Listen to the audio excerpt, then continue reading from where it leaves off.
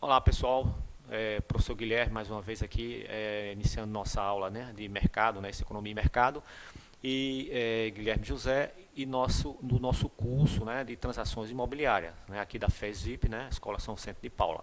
Espero que vocês tenham sempre se atualizado, buscando, né, conhecer, né, os assuntos que nós temos na apostila e também assim não só ficar preso na apostila. Dei sempre uma olhadinha noutras leituras, né? Alguns e-books que tem pela internet, né? Isso, algumas em PDF aí que tem instrumento. Então é bom se você dar uma lidazinha para entender, né? Quer queira, quer não, compreender esse mercado amplo, tá joia? E somente retomando a nossa aula, né? Vocês estão vendo aí que o nosso tema hoje vai ser sobre inflação. Mas antes, aqui eu vou deixar só uma informação inerente à aula anterior que nós conversamos, é isso? Então, falamos anteriormente sobre o sistema financeiro. O sistema financeiro, conversamos, né, sobre a SUMOC, né, isso, toda a responsabilidade, né, isso, dos órgãos do governo nesse sistema, né, e os componentes do sistema, né, isso, quem são os componentes desse sistema financeiro e o funcionamento dele, como é que se dá, é isso, e a responsabilidade, né, isso, dos órgãos que são os órgãos executores, tá? Entendeu? Além do Banco Central, a responsabilidade de vários deles, ok? Então, assim, é bom a gente sempre ficar, né, alerta a essas informações que, quer queira, quer não, vem aí sempre em harmonia com os outros que nós estamos tratando. O nosso tema é inflação, né, é um tema assim bastante comum, bastante, né, habitual, né, isso na nossa economia, né? Então vamos conversar sobre a inflação, mas quem melhor pode falar de inflação, né, é aquele que vive, né, dentro desse sistema. Então o Brasil em si passou por muitas inflações altíssimas, né, e chegamos a um nível de equilíbrio atual, não é isso? Que em algum tempo até já se tornou um pouco maior do que o que vinha desde a criação do real. Mas assim, vamos historicamente conversar sobre inflação, ok? Primeiro, inflação. O que vem a ser inflação, não é isso? Inflação é o aumento persistente e generalizado de preços. Então você está vendo aí que tem uma persistência naquele aumento e é coisa generalizada. Não é aumento só de um produto, é aumento de vários produtos dentro de um arcabouço econômico, certo? Ao longo do tempo, inclusive aí entra a questão da variável tempo. Então, tem o tempo, certo? Segundo Phillips, né, em 1958, a taxa de inflação, o que conhecemos como variação percentual do nível de preço, resulta na ocorrência de três fatores. Então, Phillips, lá em 58, já indicava, né, que a inflação adivinha de três fatores. Então, aquela generalização de aumento de preço dentro da economia, né, tinha um fator que ele identificou, é isso? E para tal, classificou como três, não só um, como três. Para ele, essa variação generalizada de preço adivinha de uma inflação esperada, tá? Então, nós podemos tomar como conhecimento e contrapartida a inflação nossa, não é isso? Então, essa inflação, ela quer queira, quer não, ela é como se fosse indexada, né? Ela é indexada. Por quê? Porque o que é indexar? Nós temos vários sistemas do governo que mede, né, isso, a taxa de emprego, a taxa de desemprego, né, a questão do custo dos aluguéis, né, isso. Então o GPA, o GPI, o GPDI, né, entendeu? O IPCA, né, que é também da construção civil, né, isso, o IGPM. Então todos esses índices que norteiam, né, isso, a nossa economia, ela vai criar uma expectativa. A inflação nada é mais do que uma expectativa que os agentes têm. Então, eles esperam, né, as pessoas, né, esperam que a inflação vá ser superior a X índice. Né? Não, o conjunto dos índices que compõem a cesta básica, né, isso já dá a entender que tenha uma inflação esperada, entendeu? Aí a gente vai entender como sendo inflação esperada. No nosso caso, é a indexação dela, né? Que é os índices que compõem muitos fragmentado, no caso na economia, cada, nós podemos até falar, cada departamento, né, isso de negócios que ocorre na economia, né, isso, cada negociação, o conjunto disso aí vai se formar, né, o que se espera da inflação. O afastamento do desemprego, a taxa natural. Interessante, né? Taxa natural, que ele quis dizer na época, é que existe uma taxa ideal de desemprego, né? Então, a nossa economia, ela tem milhões de trabalhadores e o que se pode esperar é que 2% seja uma taxa de equilíbrio, né? Então, que seria que ele informa aqui como uma taxa natural, é isso? Então, afastamento do desempenho. Então, quando esse desemprego realmente evolui, aí é porque já tem que entender que a inflação, né, é decorrência disso aí, tá? Por quê? Porque quer queira, quer não, sempre haverá o desemprego, desde que ele haja, conforme ele está dizendo aqui, que haja harmonia, né, um desemprego, né, natural. Então, aqui já está um afastamento, né, da taxa de desemprego natural. Choque de oferta. Como choque de oferta? Então, pode ocorrer, né? Por exemplo, o governo estimular a tributação de um determinado produto, que nós vimos até um pouco tempo atrás, né? O governo brasileiro estimulando a compra de eletrodomésticos, não é isso? Então, o governo deu um choque no ramo de eletrodomésticos, não é isso? Ele deu um choque para que ocorresse um estímulo nas vendas, né? Então, esse choque ele pode repercutir posteriormente, né, isso, porque a inflação ela é pelo tempo, é demandada no tempo, pode ocorrer a inflação. Então, é o que ele vai dizer exatamente nesse sentido. Ok? Agora, vamos ter que ver alguns aspectos, né, dessa inflação. Que aspectos determinam a inflação na economia? Então, a partir daí, a gente vai entender, né, no decorrer do tempo, como é que isso vai ser determinado. Com relação à estrutura de mercado, nós estudamos lá atrás, na nossa aula sobre mercado, né, a estrutura, né, das empresas, dos agentes, né, monopolistas, oligopolistas, né, que nós vamos ver aqui o seguinte, essa estrutura, né, vai interferir também, né, na questão da inflação, né, vai determinar, né, a inflação. Então, por exemplo, se o mercado é monopolista, concorrencial ou oligopolista, é como é executadas as mudanças nos preços das mercadorias. Então, repare só, se ele é um mercado monopolista, eles vão buscar a preço do que for o maior lucro possível. Então, eles aumentam os preços sem precisar de nenhum fator.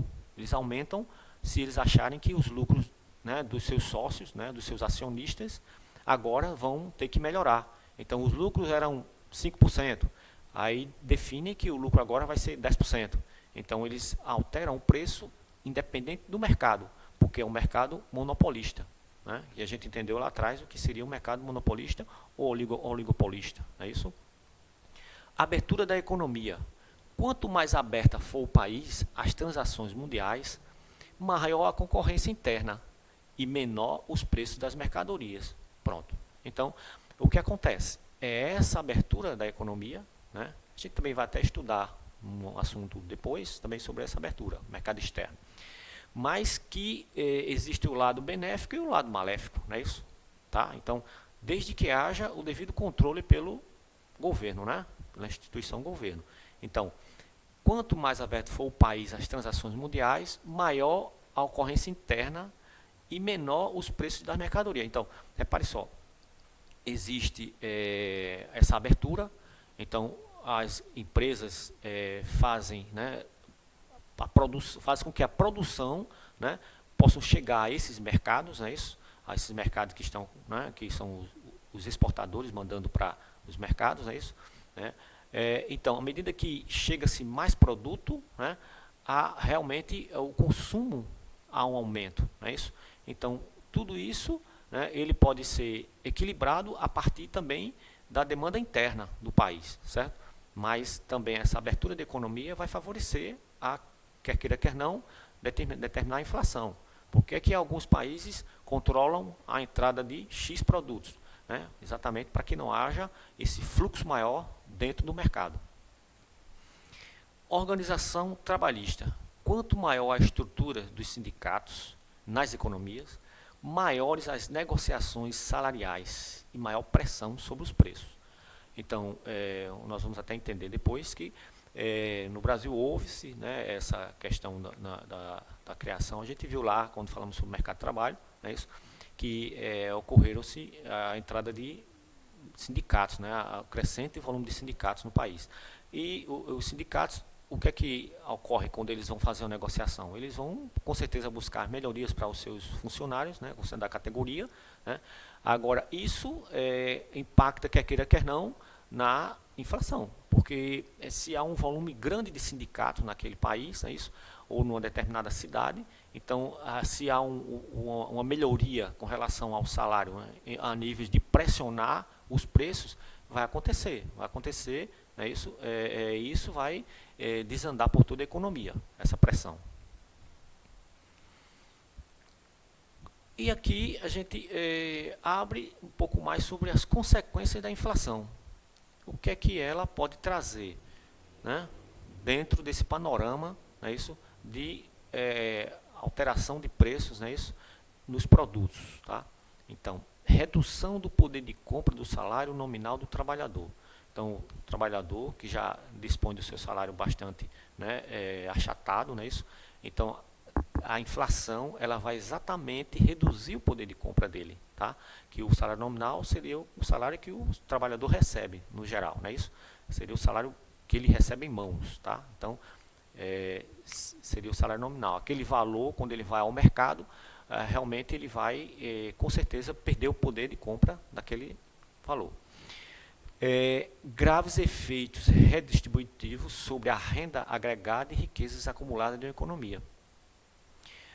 Por quê? Porque, vamos lá, a gente vai, o governo tem os seus programas, é isso? Então, quando ele está no momento de entregar aqueles recursos ao usuário do programa, ele aquele valor já não tem mais tanto poder de compra, é isso? O que ele recebe ali, aquelas cestas que são dadas às pessoas carentes, já não consegue mais comprar muita coisa, tá? A gente podia ver até um modelo, por exemplo, com relação ao que nós temos no Brasil, não é isso?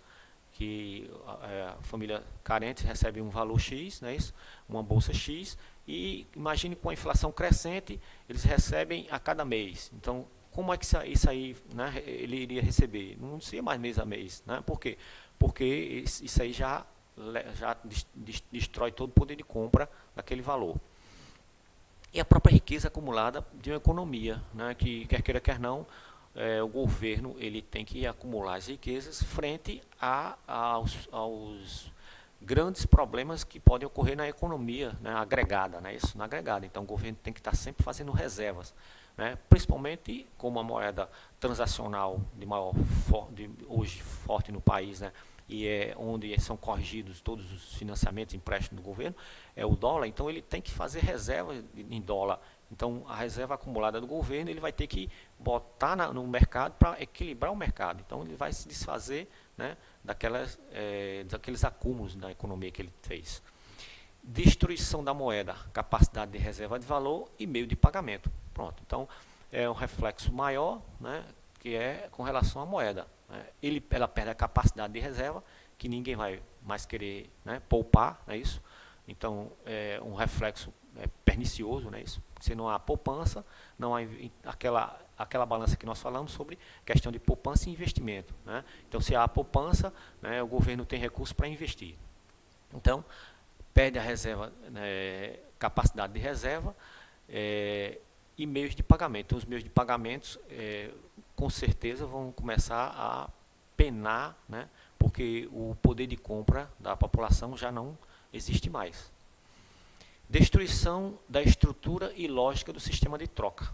Então, o sistema de troca que, na realidade, nós vamos ter hoje, né, o que é que vai acontecer naquilo ali? A lógica que é atender a necessidade, né, da pessoa, né? Então o seu valor, né, a sua moeda, já não, na compra do produto para atender sua necessidade, já não consegue mais, né, isso lhe atender, porque não tem mais, houve uma destruição da estrutura, né? Porque a lógica era, se eu tenho necessidade, o que é que pode ser útil para mim, não é isso? Então, aí eu vou procurar um agente para comprar o que eu preciso, não é isso? Então, a lógica do sistema é essa, né? A utilidade do produto para atender a necessidade de um agente, é isso? Então, vai quebrar aquela estrutura. Por quê? Porque o agente já não consegue mais atender, né? Não consegue mais comprar o que lhe é útil, né? O que lhe é necessário. Tipos de inflação. A gente pode relacionar alguns tipos de inflação para poder entender um pouco mais, né? Então, inflação de demanda. Quando há uma demanda, procura elevada em detrimento da capacidade de oferta da economia. Então, existe a economia, oferta produtos, não é isso? Mas naquele momento há uma elevada procura, porque as pessoas estão querendo comprar por algum motivo, né? Então, seja uma pandemia, né, que de repente esteja ocorrendo e as pessoas estão com medo de faltar produtos, então elas vão correr para comprar, para estocar. Então, nessa corrida de estocar, aí os produtos vão subindo o preço. Por quê? Porque é um equilíbrio no mercado, né, entre oferta e demanda. Os produtos que a oferta disponível das empresas, né, isso, a demanda que são as pessoas físicas, consumidores que vão ao mercado, então vão tender a elevar os preços das mercadorias, né? Essa pressão nos preços produzidos pela demanda agregada conduz a uma elevação sem controle dos mesmos, tá? Então, nós estamos falando aqui não de uma pessoa procurar, nós estamos falando de várias pessoas, né, isso, o país, né, procurar, né? Então, a demanda agregada é um conjunto de pessoas, né, um conjunto de consumidores, né, ou um conjunto daqueles que procuram, né? Então, aquela demanda vai se acender à procura, então isso vai elevar os preços. A gente viu lá no gráfico da demanda o que é que ocorre, que é a questão de quantidade e preço, não é isso?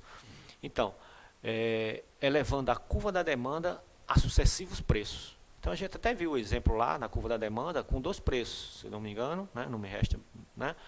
Mas repare só, aquela curva do preço vai sendo sempre renovada, então ela vai subindo sem controle, né? Então é o que vai, a sucessão de preços, né? Isso é o que vai provocar essa inflação de demanda.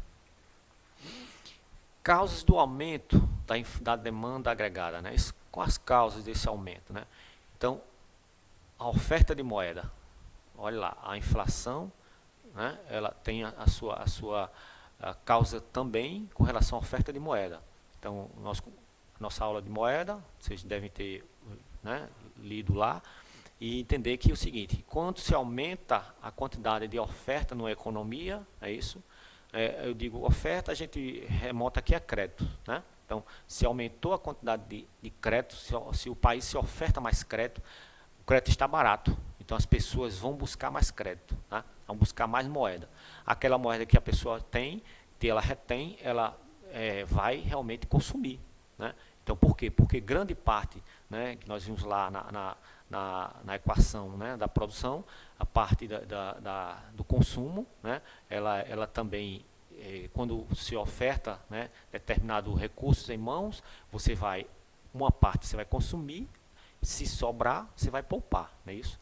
Então, aumento da oferta de moeda disponibilizou crédito nos meios. Então, as pessoas vão comprar mais, tá? Aumento dos gastos do governo. O governo, o sentido dos gastos do governo é uma questão fiscal, é isso? Então, ele aumentou os gastos, né, para poder estimular a economia, é isso? Por exemplo, ele liberou agora a Transamazônica. Vamos reconstruir a Transamazônica no percurso de não sei onde para não sei onde, de um lugar X para um lugar Y. Então, isso aí é um gasto do governo. Então, a partir daí, né, ele vai colocar recursos na economia para estimular a produção da estrada, não é isso? Do meio de acesso. Então, aquele valor que vai estar sendo estimulado são recursos que vai sendo colocado na economia, que vai alimentar uma cadeia daquele segmento. Então, é a questão do aumento de gasto do governo. Que, nesse caso, né, a gente busca também a questão do investimento, né? Aumentar o gasto, né? Ele pode aumentar, como eu falei, na questão fiscal, por exemplo, estimulando, né, alguma outra, de repente, um programa o governo criou um programa, né? Então aquilo ali remete a um gasto, tá? Então o programa, por exemplo, de ajudar a gente pode até ver, né, no período que nós estamos passando, né, isso ele aumentou os gastos com relação a uma renda a mais às pessoas que não têm renda, né, isso para poder passar aquele percurso, né, passar aquela fase que estava passando a economia. Então é aquele gasto lá que é uma questão de gasto do governo, né? E o investimento é aquele item que eu falei sobre a estrada, né? Então na realidade é investimento ali, tá? Ok? Só questão de corrigindo, viu? Aumento das exportações. A questão das exportações, né, é porque, quer queira, quer não, ele está produzindo, né, muitas mercadorias. Normalmente a gente tem conversado sobre a questão agrícola aqui, né, isso. Então vamos supor que está lá a safra, né, de soja, né, para ser exportada. Então toda aquela safra que vai ser exportada, ela vai ser vendida no mercado exterior, né, e como o mercado exterior ele compra na realidade em dólar, então esses dólares vão voltar para o Brasil e vão se transformar em real. Então tudo aquilo ali são recursos que estão entrando no mercado, que quer queira quer não, com o fluxo ele está aumentando os preços na economia. Redução de tributos. Conversamos até agora há pouco essa questão do IPI, que teve um governo que estimulou, né, a redução do IPI para aumentar as vendas da linha branca. Então, nessa redução de tributos, né, ocorreu realmente uma elevação da inflação, porque, quer queira, quer não, ele está estimulando a compra, né, das pessoas, né, aquele nível de produto. Então, o estímulo daquilo ali, na demanda agregada, vai realmente surtir efeito na inflação. Redução das importações. Nesse sentido, né, ele está travando causas do aumento da demanda agregada. Então, quando se reduz a importação, né, então, por exemplo, tecnologia, você reduz a importação de tecnologia, né, para estimular o mercado interno. Então, a partir do momento que você reduz, né, a capacidade de compra externa, você estimula, né, ao mercado interno. Então, o mercado interno vai produzir mais para poder atender a necessidade das pessoas. Então, aquilo ali também vai causar o aumento da inflação. Outro tipo de inflação que nós podemos ver aqui também é a questão da inflação de custo ou de oferta, que ocorre exatamente nas empresas, não é isso? Quando há um aumento nos custos dos fatores, terra, capital, trabalho, não é isso? Dentro do sistema de produção, né? Então, houve-se uma elevação de custo. Né, utilizados na produção de bens e serviços. O nível de demanda continua constante, ocorrendo a variação de preços de alguns fatores. Então, na realidade, é uma empresa que está, nesse momento, produzindo e, quer queira, quer não, a matéria-prima teve uma elevação. Então, ela vai ter que, quer queira, quer não, de corrigir, né, o preço do seu produto. Então, isso aí vai interferir na cadeia, né, do produto, né? Isso no caso na comercialização, né? Isso vale também para a questão de capital, para a questão da mão de obra, entendeu? Se ocorreu uma elevação do salário, nisso é um custo que vai inferir diretamente na produção. Então, o reflexo desse custo ele vai diretamente para o mercado. Então, causas do aumento da inflação de custo. Qual é a causa desse aumento? Então, nós vimos agora há pouco, né, da questão da inflação de demanda. Agora vamos ver a questão da inflação de custo. Parte exatamente do aumento de tributos pelo governo. Então, Com certeza, toda e qualquer tributação, né, no produto, na cadeia produtiva, ela com certeza vai refletir diretamente no consumidor, porque a empresa ela não vai absorver o custo, né? Ela vai repassar o custo, porque se ela absorver o custo, ela vai reduzir os ganhos dela, e não é interesse dela reduzir os ganhos, ok? Aumento de salário acima de aumentos da produtividade. É isso que nós conversamos agora há pouco, quando há uma interferência, né, em grande escala, é isso? Ou pode ser até em média escala, por parte dos sindicatos, né? Então, realmente há uma reação imediata, né, no preço do produto, é isso? Por quê? Porque os benefícios, né, com relação a salário, né, eles vão ser repassados para o custo do produto. Aumento das margens de lucro das empresas monopolistas ou oligopolistas. É aquilo que ainda há pouco a gente conversou. As empresas monopolistas e oligopolistas, elas margeiam, eu não digo nem margeiam, eu digo até, elas contabilizam o lucro dela a partir do próprio interesse dela, tá? A partir do próprio interesse das suas gestões, não é isso? Como a maioria são multinacionais, então quanto mais retorno tiverem, melhor para eles, segundo o pensamento deles, não é isso? Então, se o lucro era 3, 4%, então nós vamos agora ter um lucro maior. E esse lucro maior, ele vai exatamente para a esteira da produção, que vai encarecer o produto. Então, aí mais uma inflação para, né, a cadeia produtiva.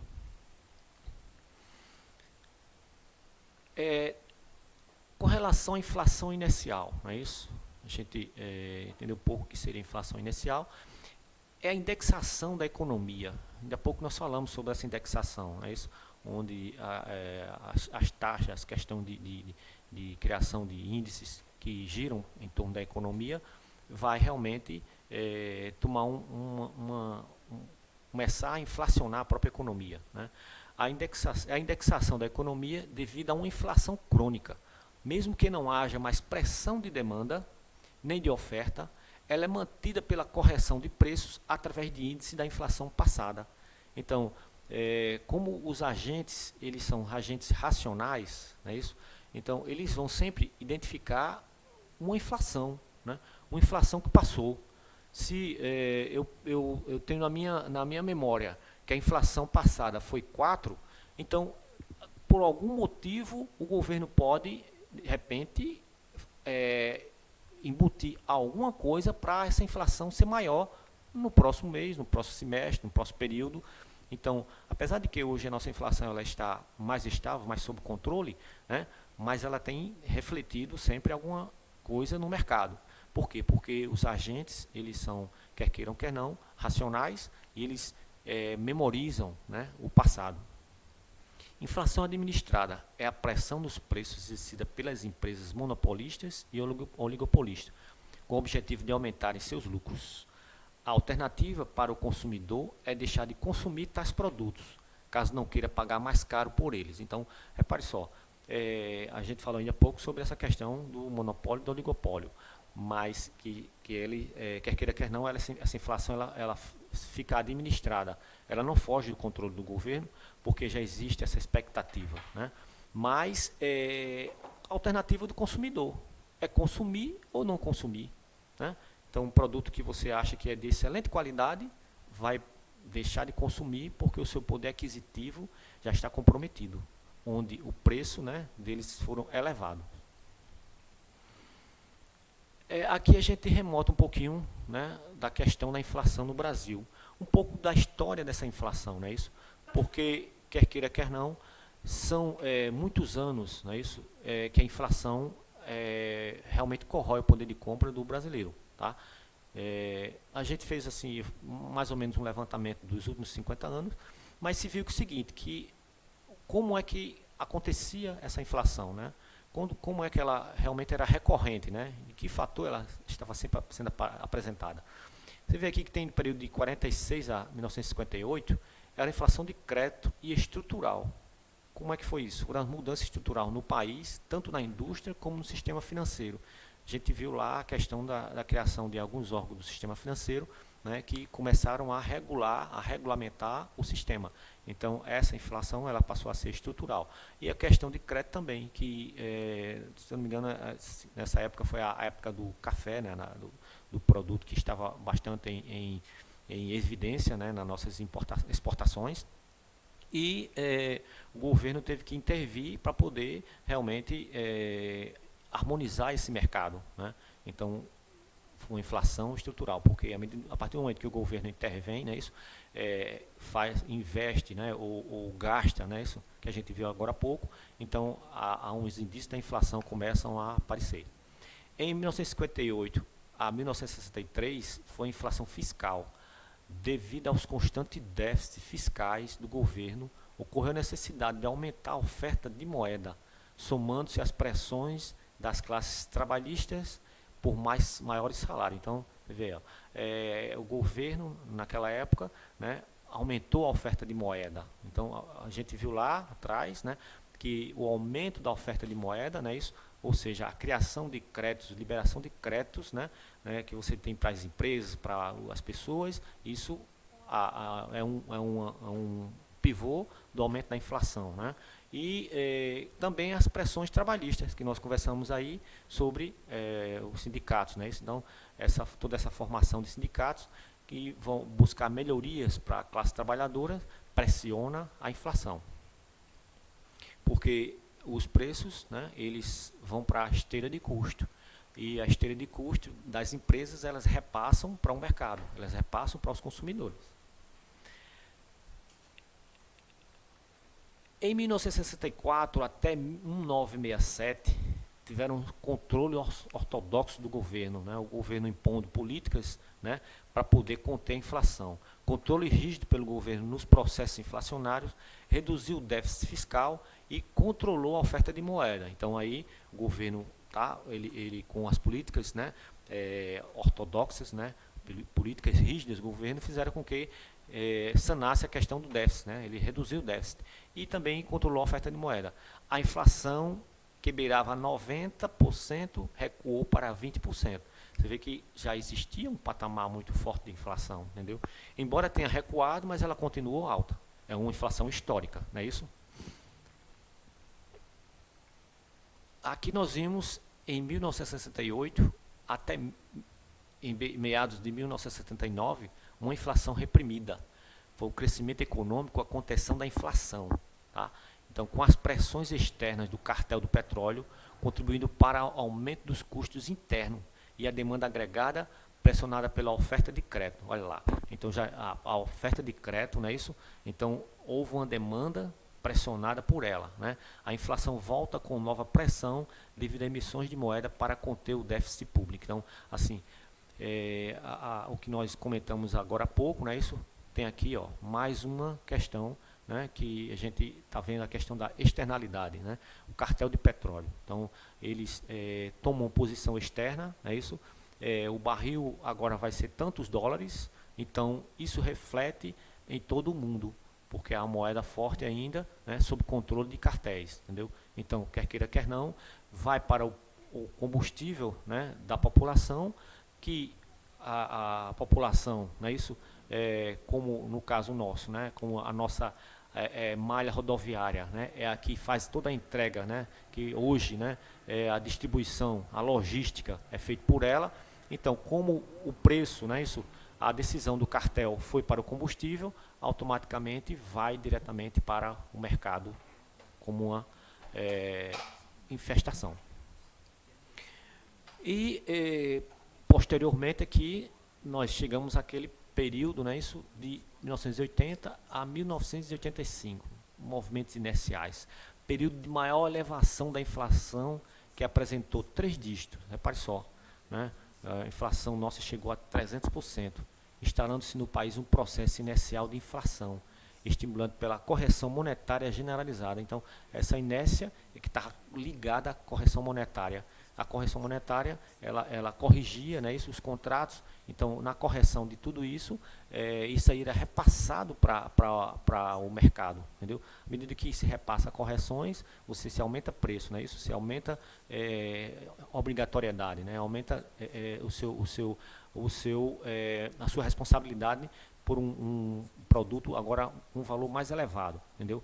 Então, retroalimentando a inflação passada para os contratos atuais e remarcação de preços. Então, não é a correção monetária. Então, olha, o meu contrato que era 1.000, agora tem juros mais correções monetárias. Correção monetária do decorrer do tempo. Vai passar a 1.000 e 1.200. Então, você está retroalimentando a inflação, entendeu? Isso ocorreu, esses movimentos iniciais.